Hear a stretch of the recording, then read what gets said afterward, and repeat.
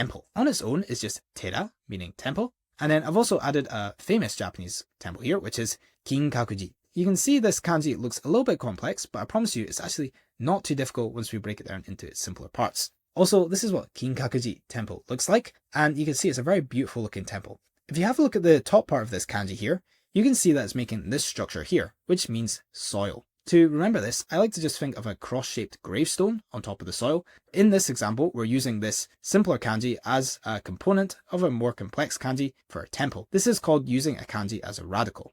Then at the bottom here, we've got another radical here, which is meaning measure. This is technically a kanji, which can be used on its own, although it's not a very commonly used one. And to remember this one, I just almost imagine it as being made out of rulers in order to remember it. You could also maybe think to a memory in like school or something like that when we're using rulers a lot, as that can be a great way to tie a nostalgic memory to the meaning of this kanji, which will definitely make it a lot stronger. When we put it all together, we get soil on top, and then we get this kanji for measure underneath being used as a radical. I just like to think of it as it's like a temple being made out of rulers. So here you can see I've just got a temple gate on top of the soil, and it is made out of rulers here. Also, if you want to learn all of the 1,000 most common kanji in Japanese, please feel free to go ahead and check out my 90-day kanji challenge, where we learn all of the most common kanji, so that's JLPT N5 all the way up to JLPT N2, and there's tons of extra revision resources as well for you to check out.